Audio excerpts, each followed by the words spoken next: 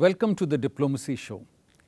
In this age of instant communication, when presidents, prime ministers, foreign ministers talk to each other often, meet frequently, or tweet each other, people often ask if diplomats, embassies, ambassadors continue to have any relevance, or if their role has changed dramatically from before.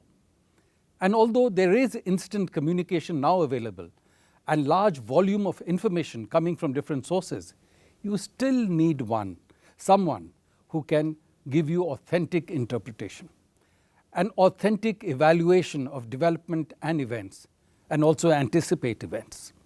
The role of the ambassador, the role of the individual, once again comes into play. It is in that framework that I wanted to speak today to Ambassador Frank Hans Dannenberg Castellanos, the ambassador of Dominican Republic to India. The Dominican Republic, a small island or sharing an island with Haiti in the Caribbean Sea, a country of about 10 million people, per capita income of $17,000. He has been here in India for more than 13 years and is currently the Dean of the Diplomatic Corps. Hans, welcome to the show. Thank you. Thank you for inviting me. Normally, an ambassador serves in a country for 3 years, 4 years, and the sending country very often feels that if an ambassador has been in another country for too long a time, he represents not his own country, but the country where he is posted. He begins to understand the concerns of that country. And so it is unusual for an ambassador to be posted for so long. I remember the Soviet ambassador to the USA many years ago, Anatoly Dobrinin, was posted for almost 19 years, which was unusual. And he was seen as having access to the Soviet leadership and understanding American society. But tell me, in your context, how is it that you've been here for 13 years in India? It's not usual. I'm probably the first ambassador in my ministry who's been so long. It's been a number of things that have happened.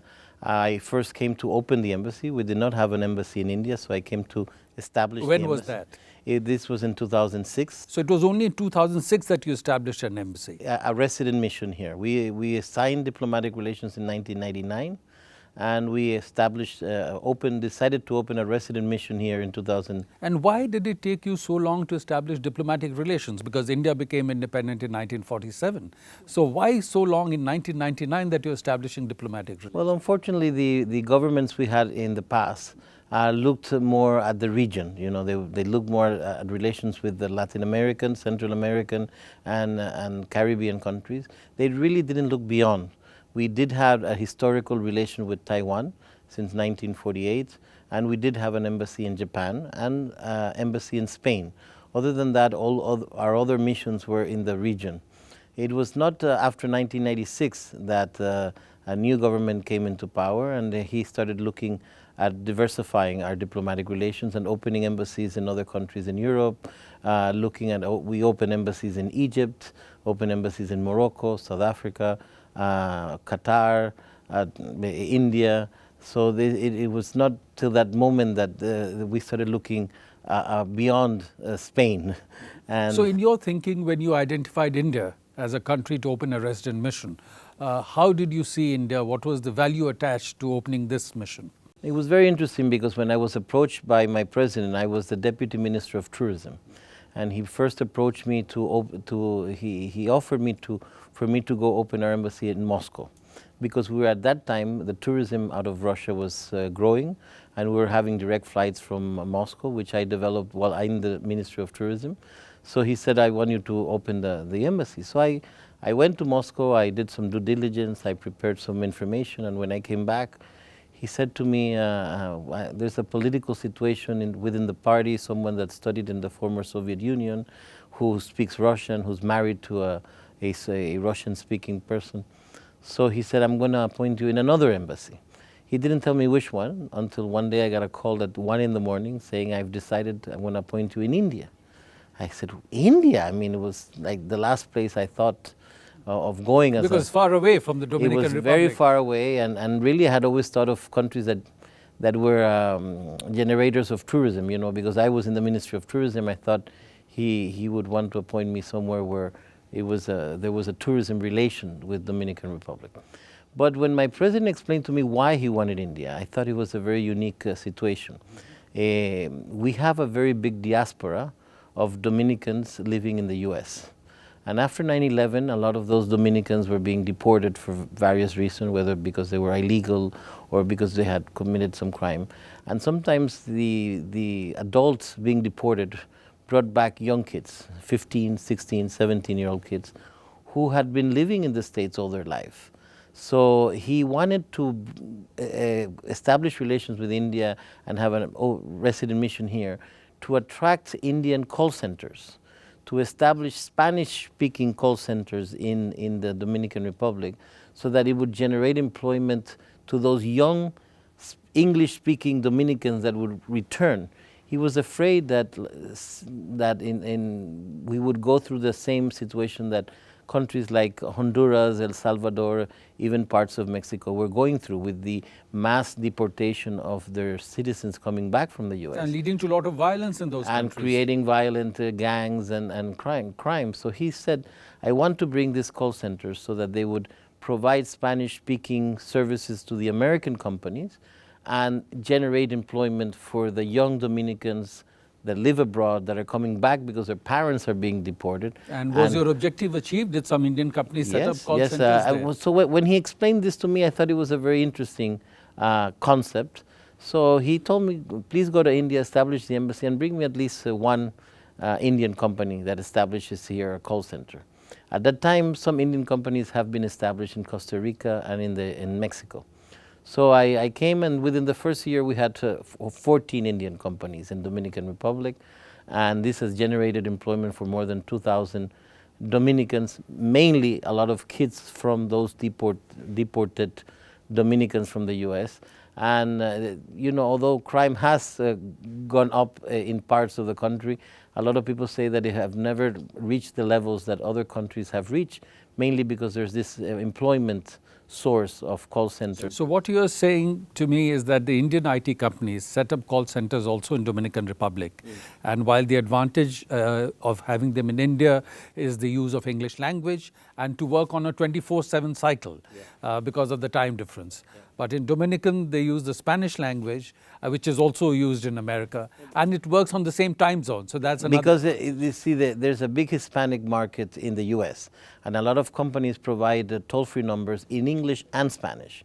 So the Indian companies that are in Bangalore offering the call center services to these companies did not have enough Spanish speakers in India to be able to obtain also the contract for the Hispanic market.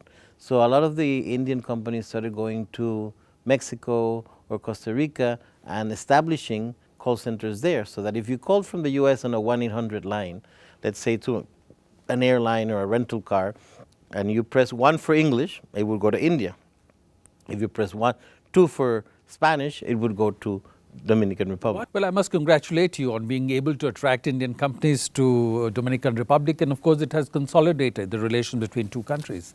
But having opened the mission here in 2006, how did you manage to stay on for 13 years? How did that come about? In my country, whenever you go to open a mission, you usually stay an extra year. Instead of 4 years, you stay 5 years. It happened that when that 5 year was over, we had been trying to get a state visit for my president, and it was given for the following year. So my president said, why don't you stay in India and work this state visit, since you've been the person in India for the first 6 years. After the visit, which was very successful, my president came with 66 businessmen from my country. So he told me, why don't you stay another year to follow up on my visit? Then we had a change of government, and we had a high-level visit from India go to the inauguration of my new president. And in there was a conversation, and they mentioned how active the embassy had been. And although I had already been offered another embassy, my president said, if India is happy with you, you should stay in India another year. Then later, I happened to have met Prime Minister Modi in Gujarat, during Vibrant Gujarat. And I had organized... And that was when he was the Prime Minister or the Chief Minister? When he was the Chief Minister in Gujarat. And he wanted to meet with a number of Latin American ambassadors. And there were some hesitations from some of my colleagues saying that he's a candidate. If he doesn't win, it might look bad with the government right now that we're meeting opposition leaders. So I came with a creative solution. I came with a solution of creating a Latin American Gujarati business conclave. And that would give us an excuse to go to Gujarat, not to meet a political candidate, but to have a business agenda and have the opportunity to meet the chief guest of Gujarat. So during that meeting, he promised that if he would win the elections, he would go to Latin America as his first visit abroad, because the fact that the first group of ambassadors that had met him as a candidate was the Latin American group. And he complied with his promise. Once he won, he went to Brazil for the BRICS meeting, and it coincided with a CELAC meeting, which was a meeting with all the Latin American presidents and foreign ministers. And in that meeting, although I was already posted some other place, there was a conversation between my president and him, and my president was very impressed that he knew me by name, that he mentioned that Dominican ambassador had organized this meeting and that he was in Latin America because of that. So he called me and said, no, you should stay another year. Could you share with us one or two major issues that you had to raise with the Indian government on behalf of the diplomatic corps that is based here? Well, I think the biggest issue was demonetization, because a lot of the embassies were caught by surprise like everybody else. How did it affect embassies? In many ways. I mean, for example, a lot of the countries paid their staff in cash. Other countries paid their rent in cash. A lot of countries were going under construction. Their compounds were being renovated, and they had a large number of cash within themselves to pay the laborers. There was many issues that came. A lot of nationals of our countries were visiting, and they had changed cash because they were going to doctors or they were going on medical tourism.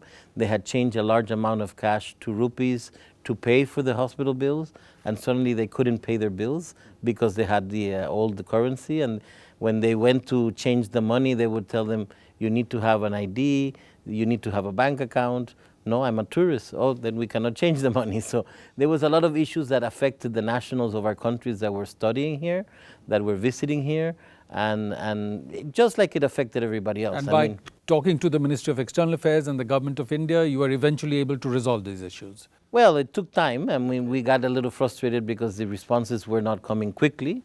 MEA, I understood that MEA also was expecting the answers from the Ministry of Finance. There was a lot of confusion in the whole country. A lot of diplomats were getting very anxious because they were not used to not being able to access their money. So I was a little bit of the spokesperson, the coordinator, try to calm them so that we can find solutions, and we did. I mean, a lot of the embassies that had large amounts of staff, a lot of the staff did not have bank accounts, and how can we pay them if they don't have bank accounts? So we set up with State Bank of India some meetings so that they would go to the embassies and open the bank accounts for a lot of the staff that needed to get paid, and we didn't have a way to get paid. And other than the challenge emerging from demonetization, was there any other major issue that you've handled? GST, when GST changed, the rules changed. There was a lot of confusion. A lot of people didn't know how to. And how does it apply to diplomats? Is it because foreign diplomats under the Vienna Conventions should not be taxed by local authorities? So if there's a tax, you have to reimburse that. There's a reimbursement of taxes, and it changed because then also with the GST changes, it came that it was based on reciprocity. So whatever the other government was giving Indian diplomats abroad, it would be the same for those diplomats. So some countries that were used to getting certain reimbursements suddenly did not get those reimbursements because their government were not giving it to India, which is fair. And at the same time, we had the issue that the instructions on how to do the process changed completely from doing it every 6 months manually to doing everything digitalized in the system. Moving on to the bilateral relationship, and as you mentioned, I want to add something else. We had a very interesting, not too long ago, we did a visit to Kumbh Mela. All the ambassadors. Kumbh Mela. Yeah, a lot of ambassadors did not understand what Kumbh Mela was, or other people were afraid of Kumbh Mela. They were afraid that the number of people, and they would tell their nationals, "Don't go; it's not safe." So, External Affairs Minister Swaraj was very keen that we go as a group, and we organized this with the Press and Chief of Protocol Nagesh Singh, and it went out very well. We all went as a group. We all did the process. We all took our flags, and it was very well organized. It was everybody was very happy. We were very well received by the locals. And it was very well structured, and we understood Kumbh Mela a lot better. And I think that citizens that come to India now for Kumbh Mela do not get this advisories that don't go, it's not it's not safe, because So they've now, been reassured after yeah, this. so now a lot of ambassadors understood what Kumbh was all about, understood how it's done, and it was a very positive thing, which I think we should repeat it in other regions of India. Well, So perhaps as the dean, you can recommend that to yes, the foreign we've ministry. already worked Kumbh, and this was the starting point, and we're planning to do other trips, or the organized trips. So moving on to the bilateral relationship, of course you referred to the visit of your president focusing on cooperation in economic sectors, in IT, pharmaceuticals and other areas. I was noticing the trade between the two countries, and it has reached now almost a level of $1 billion, and it has increased tremendously in the last few years, and obviously you would have worked and contributed to that effort. But one interesting aspect in trade struck me, that there's a major export of gold from Dominican Republic to India, and gold is something that's in high demand in India. How do you explain that? Well, you see, when I opened the embassy, the trade was very minimal. And it was all one way. I mean, we bought pharmaceuticals from India. That's about it.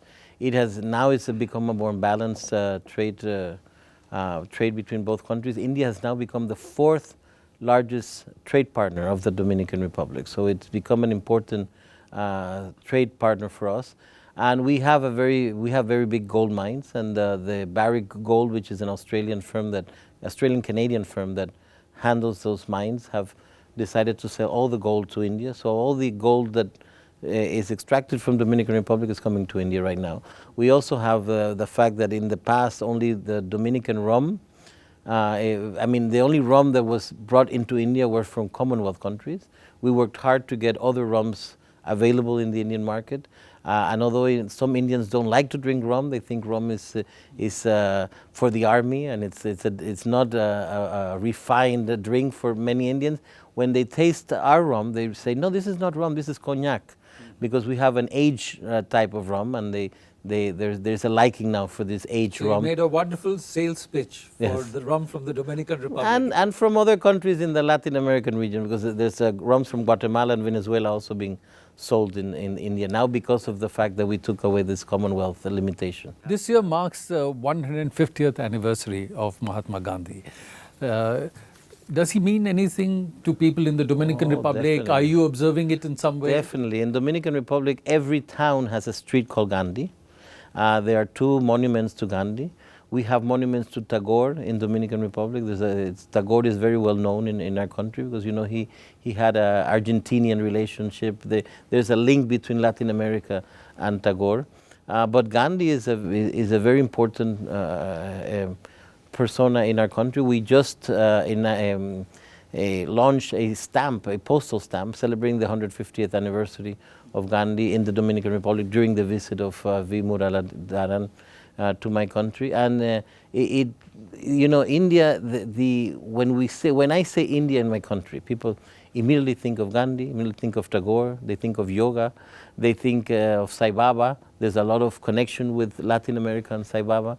So India is very well liked in my country. The Bollywood movies are liked, the Indian culture is there. Hans, I wanted to talk to you a little bit about your region. Of course, Hispaniola, the island where Dominican Republic, which shares with Haiti, was the first inhabited island that Christopher Columbus had visited in 1492. So it has that historical significance. But recently, that whole region has been hit by a major storm, Dorian, causing a lot of devastation. Has that impacted Dominican Republic, or have you faced such storms in the past, and what kind of devastation do they cause? How do you recover from that? Well, you see, hurricanes usually start in the Cape Verde Islands, and they come towards our region, but we don't know towards what island is going to hit first. I mean, some hurricanes go southward and hit the Lesser Antilles or the West Indies, like Trinidad and Grenada, Barbados. Other go a little further and hit Puerto Rico, and then go up north to the United States. Other go into Cuba, and southern part of Cuba, hit Jamaica, and then hit Mexico. And we've been hit with major hurricanes. I remember in 1979, David destroyed our country. In 1980, there was another one, Frederick. We've had other hurricanes. And how long does it take to recover from that with this kind of devastation? Well, in the past, it took months to restore electricity, to restore water, but now things move up a little quicker. Till recently, you had relations with Taiwan. And now you have stopped the diplomatic relationship with Taiwan and established with the People's Republic of China. What was the reason for having relations with Taiwan, and what sort of persuaded you to do this shift? Well, historically, if you see, most of the countries in Latin America and the Caribbean were present with Taiwan for many years. It has been in the last probably 20 years that slowly but surely some countries have been shifting from Taiwan to China, mainly because of economic reasons, because of trade and commercial reasons. The trade that we might have with Taiwan is never going to be the same as the trade that we can have with China. We were one of the last countries to do this change, mainly because we also had a very historical link with Taiwan, because we were the first country that recognized Taiwan. And this was because our president of the Dominican Republic at the time in 1948, had gone to a military academy with Chiang Kai-shek. So there was a personal friendship between them, and we became one of the first countries to recognize Taiwan. And this kept us away from China. Although we had a trade and cultural promotion office in China, we were not having full diplomatic relation. Now, being a country that depends on tourism, we receive 6 to 7 million tourists a year, and we want to increase... In a population of 10 million. Of 10 million, and we have one of the largest number of hotel bed offers in the Caribbean. We always see markets, potential markets. And although China is very far away, we've seen Chinese tourists now venturing into Cuba, into the Bahamas, into Mexico, into other countries in Latin America. So the tourism industry was very keen in being able to have relations with China, because China would not allow their nationals to travel to those countries that don't have relations with them. So for many years there was a pressure from the tourism industry that we had to change our alliance, because unfortunately China does not allow you to have relations with both. It is a one China policy. So for many years there's been pressure from the private industry that we should be present in China, and that time came where we did happen. One last question I wanted to ask you was about your relationship with the US. Really the dominant global power, certainly the dominant power in the Americas region. So how is your relationship with the US, and has it been impacted by the unpredictability that the present administration in the US has brought to many global issues? Well, we have more than 1 million Dominicans living in the US. So almost 10% of your 10% population, of the population is in the US. It used to be that they were mainly in New York. Now they are in Florida, they're in Texas, they're in the Carolinas, they're in Massachusetts. The Dominican community in the US keeps growing. Their importance within the Hispanic community keeps growing. That we now have senators and congressmen in the US that are of Dominican origin. Yeah. Just like there's Indian origin in the US as well. The constant traffic of people, the people-to-people contact between Americans going to the Dominican Republic for tourism, between Dominicans going to buy and do business in the US is immense. And we are part of this free trade agreement called DR-CAFTA. So Dominican Republic, Central America Free Trade Agreement, we are part of that. So that means that US products and Dominican products can go both ways through this trade agreement. This is one of the other reasons why India should be present in our country, because by an Indian company producing certain things in Dominican Republic, they have access not only to the Caribbean market and the Central American market, but sometimes to the US market, depending on what products they have. So this is another point for India to have an embassy in Santo Domingo. So the importance of the relation is there. I mean, we are a sovereign country, we are independent minded, we have friends, we are trying to be neutral and we have friends with everybody, but we do have that special relation with the US that we have to be respectful of, and it becomes very challenging sometimes within different governments and the way they treat our immigrants or the way they look at the region in different ways. But we've always managed to maintain very close and friendly. Well, as they say, sitting or lying next to an elephant is not always so easy. But Hans, I want to thank you for joining us for the show and sharing your perspective with 13 years of experience in India, being the Dean of the Diplomatic Corps. And I think as India looks at expanding its footprint globally and enhancing its global role and profile, including in multilateral organizations, every vote counts. And I want to congratulate the MEA because in the last year we've seen a large number of high-level visits from India, President, Vice President, MOSs, and we've seen now for the first time in 4 years, I received President Macri on a state visit to India this year. We hope from Argentina. From Argentina, and we hope to see more state visits from Latin America to India, and we want to see more high-level visits from India. I understand 2 more countries in the region are opening embassies here soon, Jamaica and Nicaragua.